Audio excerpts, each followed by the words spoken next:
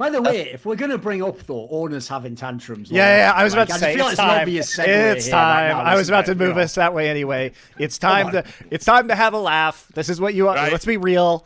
This is what you guys are here to watch for. Do you know the saddest thing of all, by the way? Obviously, like we should actually read out the scenarios, but I will just say it up front. Believe it or not, Reginald, mate. I know what to expect from him. It's actually Jack that I was most disappointed in of the two responses. Just because Jack's was so whack. Like, his angle was like he's talking to someone and he goes, well, we believe we should be allowed to recruit anyone. And they go, yeah, sure, but, we need North Americans. Like, other people. What do you mean, other people? Like, it was one of those, like, it's getting mad over nothing. Like, dude, no one's even said any harsh shit. Like, what the major problem he had there was he took a bad angle and he just wouldn't let it go. He just kept We'll talk about that. We will talk about that. That was a, let's say, an overstated response. Cringing internally again. Yeah, it was painful. All right. So let's bring up the first tweet here, which is going to be Vulcan just innocently tweeting about the state of imports, because it was a big discussion that many people were talking about. Vulcan, who is definitely a top 2 support player. Come on, keep going. Within this region, says, by the way, could definitely play professionally in Europe. 100%, no doubt. Yeah. If you want a full import team, go buy a team in that region, XD. Reasonable take. Even as a fucking XD, he's obviously joking, isn't he? It's not like a fucking manifesto. Yeah, but also a good point. If you do want a team full of Koreans, go buy. Why didn't you buy an LCK team? Totally reasonable. Andy Din, TSM Reginald, ignorant tweet. If every LCS team left the LCS, you'll be out of a job, buddy, and probably be paid minimum. Here's what's amazing about it. Reginald doesn't even understand the concept of optics enough to not tweet like a fucking 18th century robber baron who is like approaching a peasant who he will now force to work for him in exchange for throwing a little fucking like pouch of money that he hasn't even counted on the fly. Reginald, you are ridiculous, my man. Just get a PR agent, for fuck's sake.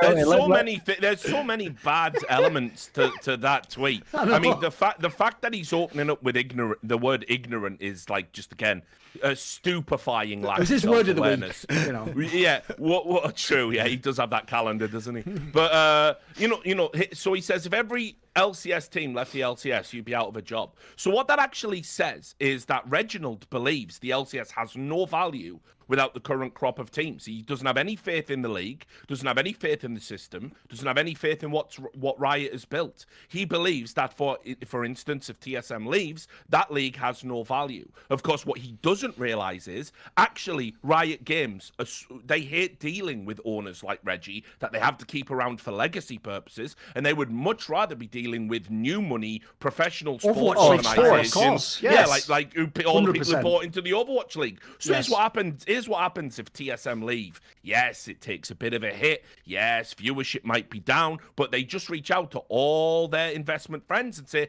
there's a slot that's opened, and it gets filled like and that. 20 million is nothing to these sports teams either. Nothing. Of course it isn't. So the idea that like TSM is some irreplaceable force within the league, and that everyone would be destitute if they didn't stay in the fucking LCS.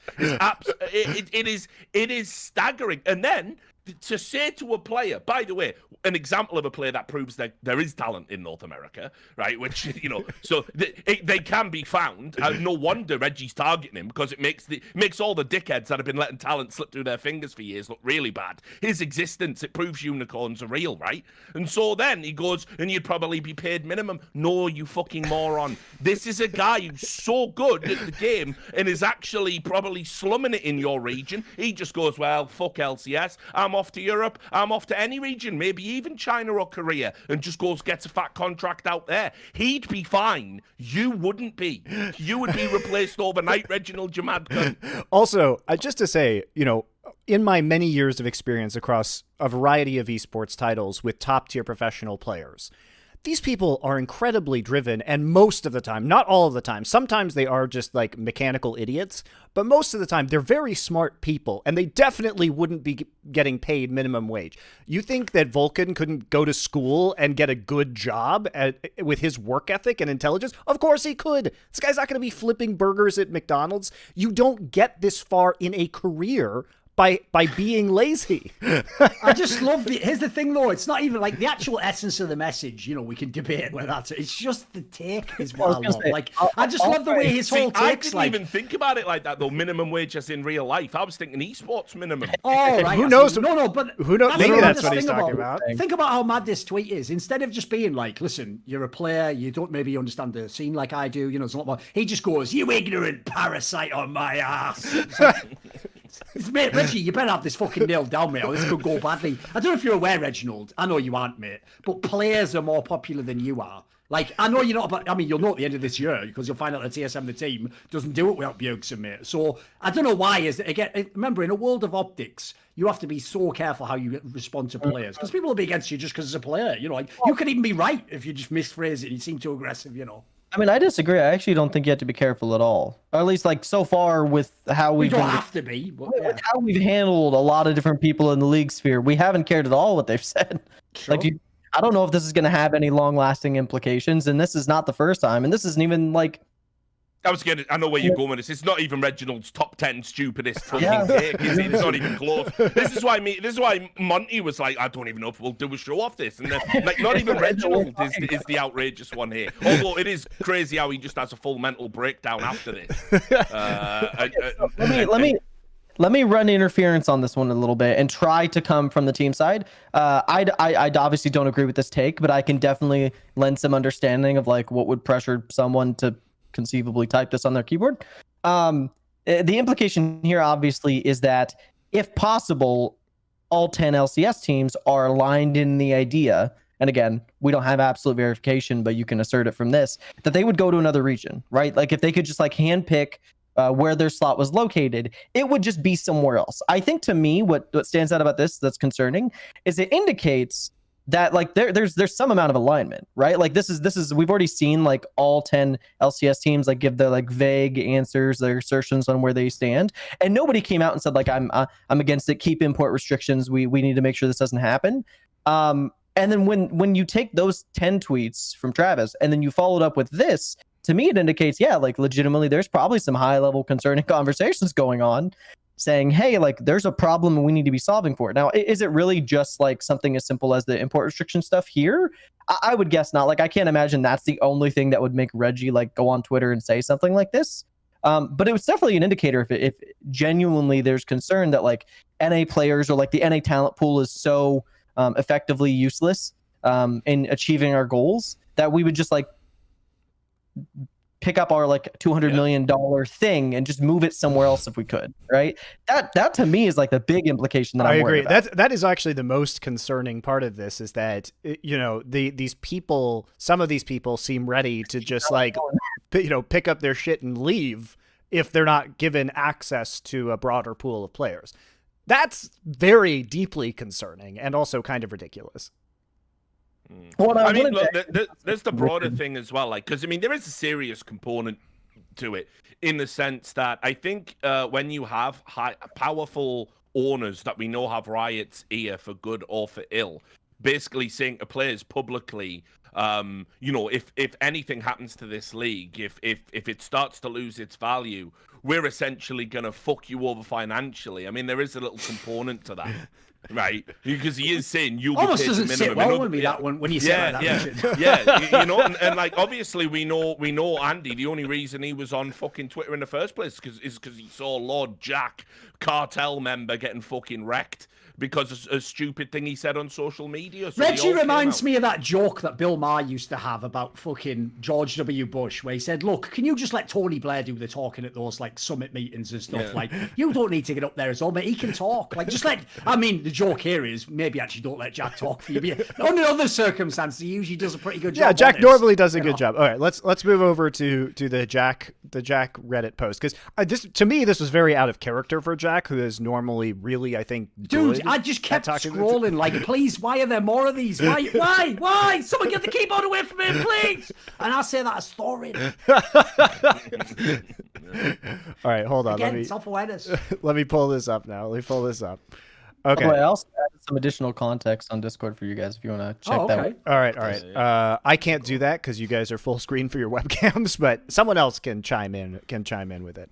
So this is Jack's response to a fan, because obviously one of the arguments that was made was that people said, well, I wouldn't be interested in the LCS anymore because I like to see homegrown players, or I like to see players that have committed to being players in the LCS region, which makes sense because storylines are a huge part of why people watch esports. And, having the entire league change over potentially with the, dropping of the import rule, I think would be detrimental to viewership. Unless somebody managed to win like MSI or Worlds, right? Then people will come back because the winning is important. But I think if that doesn't happen, then you basically just kill the league, which would be obviously problematic for LCS team owners. So Jack says, I don't agree with your opinion, and that's fine. Your comment, not a bunch of Koreans, is distasteful and would be considered racist by many. I don't support xenophobic or racist comments and would like to see us elevate beyond that type of sentiment, which is, if this had been that kind of comment that he was responding to, might be reasonable, but this is just like taking it from like 1 to 10. I knew I shouldn't have let Jack play that fucking Among Us stream with AOC. I thought it was just harmless games, and it's gone too far on it. So. Bro, so let me. I've got to tee off here because I've got a ton of material. This is the reason I agree to be a horseman, essentially, shit like this, right? Oh god, it is ridiculous. So there is so much going on here. I know, right? Right, there is so much going on here. I want to believe he's playing some 5-dimensional chess, right? Because we all know that actually a good way to sort of compel someone around your way of thinking is essentially to fucking gaslight them into thinking that they're a bigot. But let's just rewind and let's take it at face value. So first of all, the idea that that in a sport where regionality is pushed as a feature of that sport, we don't play the regions, we keep them all separated until Worlds, and then we all play. And the whole narrative on a broadcast is, can the North Americans do it? Will the Chinese overcome the Koreans? Wow, Chinese in the center. The plucky Brazilians who've come through the wild card.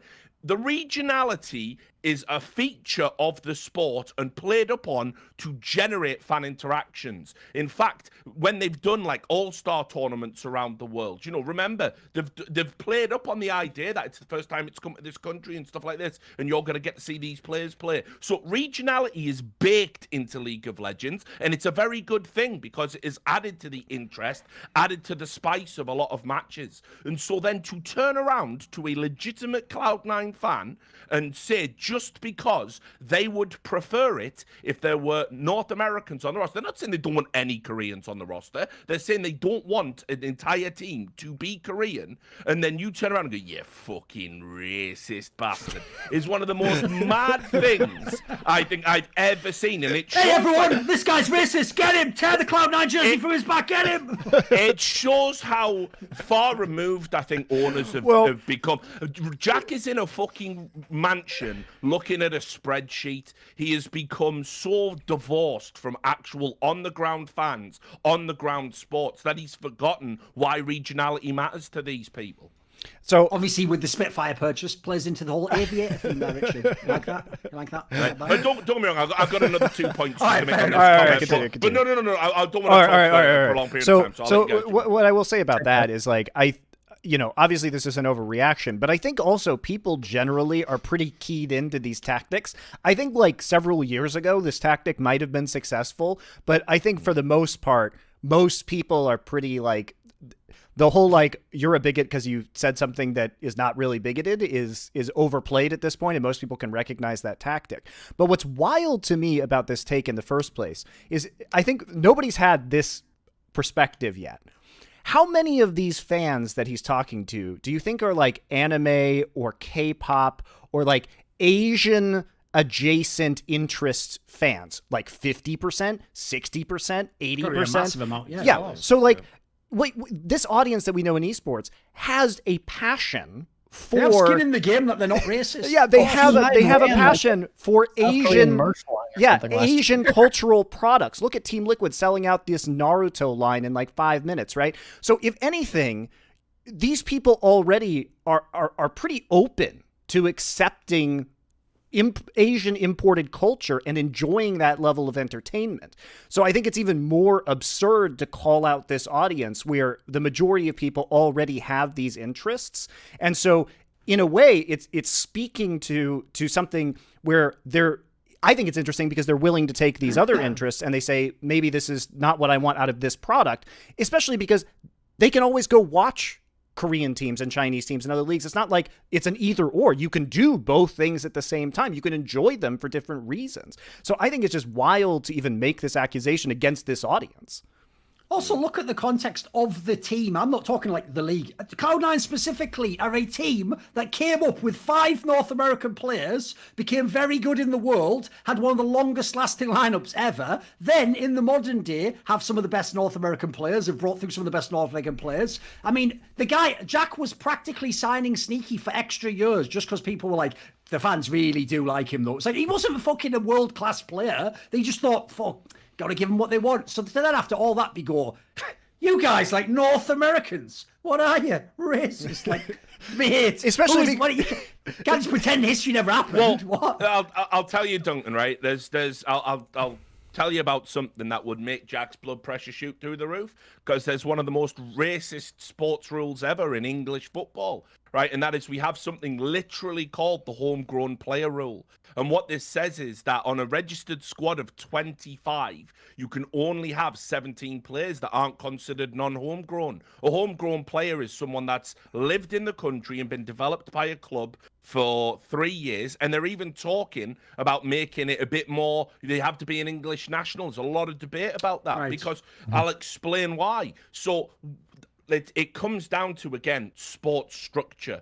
England has a football team. If it doesn't develop talent, it will never win a tournament. The FA, the English Football Association, don't like that very much. That should be the jewel in the crown. But how can we guarantee all of the clubs playing at the top tier of English football actually develop talent? We just simply mandate that they have to. And otherwise, what you would end up with is, again, the haves and the have-nots. Everything we just talked about at the start of the show. They would literally just go out and be like, right, well, I'll get that player from that youth academy in France, that player from that youth academy in that African team, you know, and they would jump all around the world and just bring them in. And what would happen is the development of English talent would stall and suffer because there's no obligation as a club to do it. Everyone loves the club. Any player that pulls on the jersey is all right by me, say the fans, and they don't think too much about it. But there is this regional context that someone has to be the adults in the room and say, probably this is a good thing if English teams actually do develop a smidgen of English talent. And you'll notice from the numbers, not even the majority. That was a rule that was brought in because we'd had a golden generation of players massively underachieved, and as one by one they retired, the Football Association were going, fucking hell, no one's even close to these players. We've got to do something about it. So it turns out that the entire structure of English football right now is one big racist circle jerk, is it, Jack? That's what we're all doing. Like, we're going to be fucking goose stepping around. I mean, like, grow the fuck up, mate. Like, you have to understand that, like, if America actually had been in League of Legends, this is now, have been a bit more stalwart on these rules and just having 2 imports and none of your grandfathered bullshit, you might have actually developed a North American player over the past 3 years, and your fans might be cheering on a predominantly North American team, and then there'd be no need for silly conversations like this. So if it's good enough for real sports, it's definitely good enough for Cloud9. Well, I also think you do have to give Cloud9 credit and Jack credit. They actually have developed a lot of the talent for North America. In fact, they've been one of, if not the most successful teams at developing North American talent. And I think Jack here, like, obviously he went overboard. I think most of the time he's really good at handling these situations. But I mean, this is such a caricature. Like, surely there is somebody out there who is what he is claiming. You know, there is somebody who's like racist and is like, I don't want that in LCS. But how many people those are there realistically? Like, it's an international competition where people watch multiple regions. They're, most of the fans are exposed constantly to international media outside of esports, like we talked about. Our region is the most diverse. Yeah, our region is incredibly diverse, right? So, I mean, the argument is kind of just ridiculous on its face, and also is not even reflective of his own efforts to develop that North American talent, which, so many of the players that are on other teams in the LCS were developed by the Cloud9 Academy system. Mm-hmm. Yeah. Well, I think that's where the deflecting goes from here, right? Quite a bit lately. Sorry. What did you say in here? I said, isn't that where the deflecting kind of goes from here? I think it starts to be this weird. This is like a weird pivot. Almost all the owners did in their answers, where they were just like, let's not talk about imports. Let's talk about how we're supporting amateur and academy development. Let's focus on the good things we're doing for the region. I'm like, yeah, I mean, I'm down to talk about those in like a different forum, but obviously in the context of the import restrictions, ultimately, I don't feel like those are really the same topic. All right, Richard, let's get on with your other points. I want to hear what your other takes. No, but just on that point to Danant, what Danant says there, I mean, go look at TSM's roster. I think across the starting lineup and their academy side, I think they have a total, including substitutes, of 3 native North Americans. Well, actually, do you know who he's just classed as a resident? I'll go for it. Wait, actually, I'll even give you lower hanging fruit than that. And I might be wrong, but I'm pretty sure I'm right. I actually think for TSM's starting LCS roster, 0 of their players were born in the US or Canada. I actually think Spica was born in China, and then he got American citizenship. Yeah. But if we're trying to be like super like base level conversation of like, we don't, at this point, Australians are actually like, they're more grandfathered imports than they are residents for what we're talking about. None of them were technically born here if we really wanted to argue that. And I also realize the peril you enter when you start talking about Native Americans and Americans that are native to America and all that. So we'll just fucking move on. Don't get me wrong, guys. I'm European, so I know about things like history, unlike Americans. Anyway. What I want to know is why are you wasting time shuffling like fucking deck chairs on the Titanic when this will all just be a giant LPL in 5 years?